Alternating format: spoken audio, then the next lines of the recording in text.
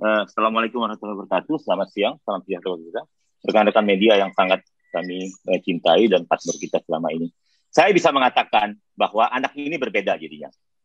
Karena memang sampai saat ini, itu bahkan ICU khusus untuk anak itu tidak tersedia di sebagian besar rumah sakit. Ya. Dan juga saat ini juga SDM itu sudah mulai menurun, termasuk dokter dan perawat. Nah, ini kan menjadi masalah. Dan obat-obatan juga untuk yang khusus misalnya kayak IVFG itu juga banyak tidak tersedia karena tidak ada skemanya di BPJS. Nah, jadi banyak hal yang tadi dikatakan awal oleh Dr. Elina, tadi juga sebelumnya juga dari Prof. Safi, kita bisa kolaps jadinya. Nah, jadi ada beberapa yang mau saya katakan. Data nasional saat ini menunjukkan proporsi kasus konfirmasi COVID-19 pada anak usia 0 sampai 18 ini ya, 12,5%. Artinya, 1 dari 8 kasus konfirmasi itu adalah anak. 1 dari 8 kasus ini adalah anak.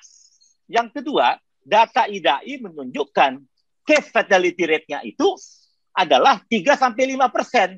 Jadi kita ini kematian yang paling banyak di dunia. Jadi bisa dibayangkan kan, 1 dari 8 itu anak dan meninggal 3 sampai 5%. Dan ini jangan digoreng kalau saya bilang. Ini yang saya katakan betul-betul. Jumlah kematiannya itu 3 sampai 5% dan ini bervariasi setiap minggu sekitar inilah. Dan yang berikutnya, kita melihat karena datanya yang paling lengkap memang Dinkes DKI, ya, itu testingnya banyak. Masalah lain testingnya sedikit di tempat lain. Testing ini di-discount selalu testing ini. Jadi DKI ini data 17 Juni, dalam 1 hari saja bertambah 661 anak terkonfirmasi dan 144-nya balita.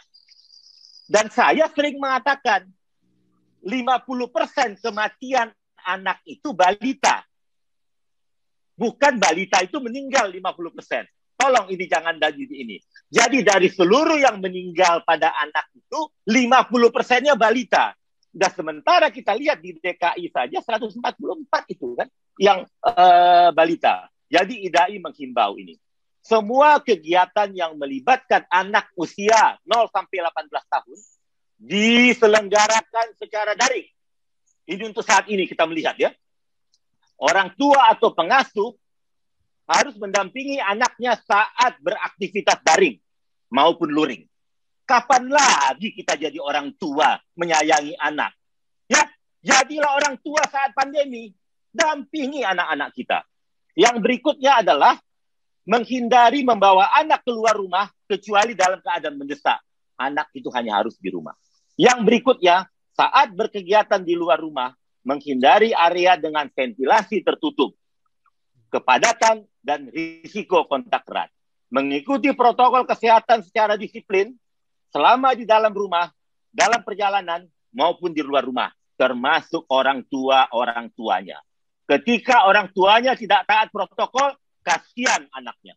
Dan yang berikutnya, untuk mencegah berbagai penyakit berbahaya lainnya, tetap lengkapi imunisasi rutin. Dan yang berikutnya, pemerintah dan masyarakat bekerja sama melakukan pengawasan dan pendampingan protokol kesehatan secara ketat di tempat-tempat umum. Mari kita bersama, kita jaga anak-anak Indonesia yang hampir 90 juta ini, yang lahir setiap tahun 5 juta. Penuhi hak anak untuk hidup yang pertama. Yang kedua untuk sehat, baik fisik maupun mental. Demi masa depan yang lebih baik. Kita hidup untuk apa? Kalau bukan untuk anak cucu, ya kan? Tolong tulis ini. Hidup kita untuk apa kalau bukan untuk anak? Jaga anak kita. Jaga anak kita. Jangan sampai anak ada yang sakit. Saya rasa ini saja, Dr. Erlita. Billahi taufiq wal hidayah. Wassalamualaikum warahmatullahi wabarakatuh.